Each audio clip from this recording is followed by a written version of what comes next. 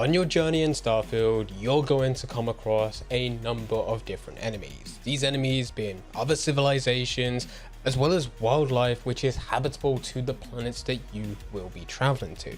And in order for you to fight off these various enemies, you're going to need weapons. And in this video, we are going to be explaining absolutely everything that you need to know.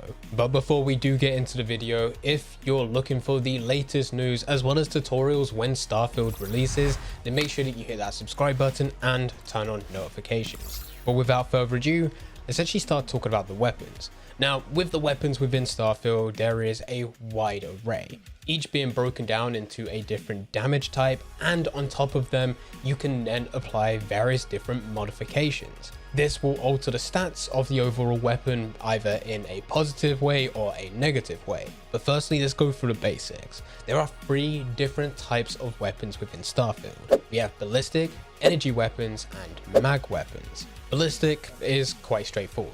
This is your gunpowder and shell weapons, your stereotypical guns that you'll be able to use within game. Energy weapons, on the other hand, will require batteries, and you will not be shooting bullets as well as shells, but instead you'll be shooting lasers. Mag weapons are high-powered electromagnetic weapons, which is very fancy stuff. Similar to the likes of lasers, except now it's a very fine and direct particle beam which will then damage enemies at range. Now, on the surface, it may seem pointless breaking down exactly what weapon does what and what category they fall under, because at the end of the day, you are still shooting enemies in hopes to kill them. But it is important to know exactly how these weapons work because of the environmental changes across each planet. Not every single gravitational pull will be the same. This comes from planet to planet, plus also when you are out in space. If you were to land on a planet which has a similar atmosphere to Earth, when I say that, I mean Earth as we know it and not actually the Earth within game, because we're not actually too sure what happens to the Earth within Starfield, although there is a video on this channel which breaks down all the theories. Definitely worth watching after this one. But with a ballistic weapon, you would be able to fire and there will be some recoil. But depending on the overall atmosphere will depend on how harsh that recoil will be. Because when you're out in space and there's no gravitational pull, as you fire your ballistic weapons, there will be kickback. You will more or less be floating, being pushed away from your enemy, as every action has an equal and opposite reaction. The same is also for your mag weapons. These use magnetic fields from an array of barrels, each capable of firing a single projectile at high speeds. It's certainly futuristic, but you will also have the exact same effect as a ballistic. It will push you back. The energy weapons, on the other hand, do not have that effect. You'll fire a straight laser. There won't be as much of a recoil and you will not be pushed back in 0G. This ultimately means that you need to be strategic with the weapons that you select. And it might be the case that you're not bothered about the kickback. In fact, you can use it to your advantage. Rather than needing to get a skill of a jetpack and being able to buy into everything that you need to equip that to your character, if you're in a 0G location, you would be able to go and use your ballistic weapons to get to those locations which are harder to get to unless you have a jetpack. You'll just aim your weapon, fire, and you'll push yourself towards that area. And all of this is just on a basic level. We are just looking at the weapon categories here. Because all of this, there is another layer. You can get your default weapons, you will be able to loot them from enemies, as well as find places which will just have weapons laying around. You can get them, but you can also modify them. Modern appears to use a similar classification system as Fallout 4 and Fallout 76. It's not a crazy in-depth system. Of course, you'll be able to expect something much more in-depth for the likes of first-person shooters which revolve around weapon gameplay. With Starfield, it's not as much of a point to be made.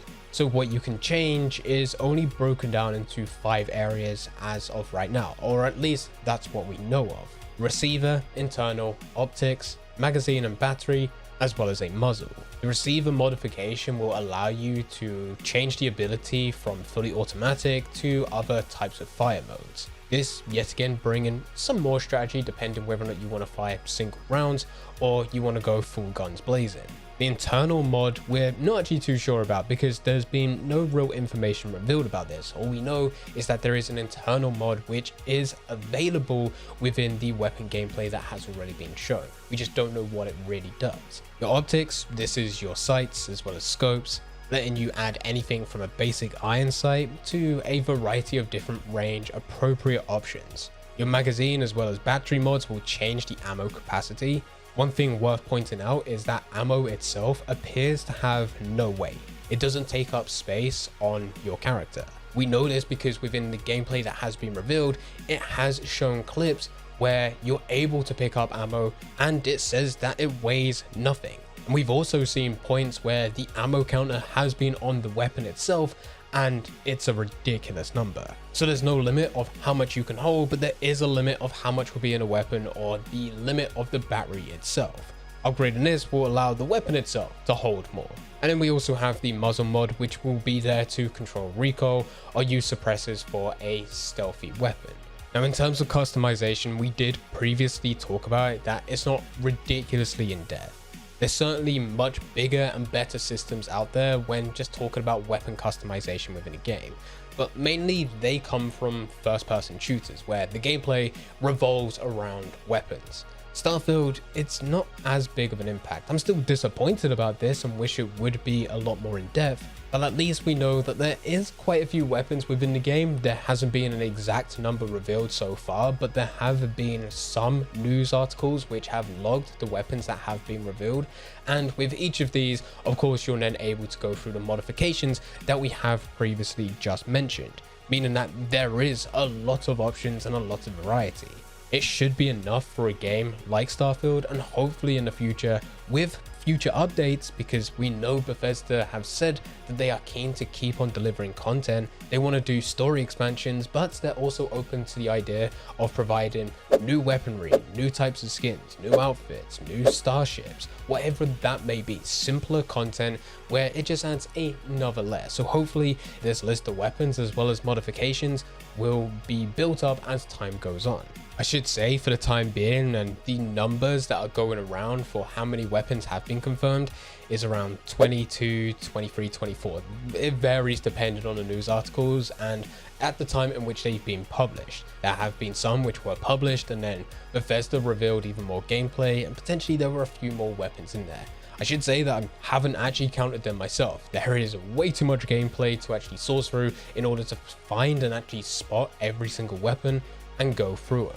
But for the time being, let's just say hypothetically, there's 24 that have been revealed at the time of recording this video, and it's expected that this should get up to about 50, 70, potentially even more. As for modifications, yeah, we really do not have a clue. Even if we were to throw out a guess at this point, there's no accuracy whatsoever. No one's logging how many modifications have been listed so far through Starfield, and going through to count every single one that has been revealed is more difficult than counting the weapons themselves. I just hope that with the weapons that are there and the modifications, that it does actually bring some variety and it doesn't just feel exactly the same as before as the basic weapon with no modifications. But anyway, for the time being, this is everything that we know about weapons within Starfield. As we get closer to the release date, I'm sure more information will be revealed, and of course by the time this game is released, we'll have that true number of how many weapons are in the game, and we can also break down each and every single one of them,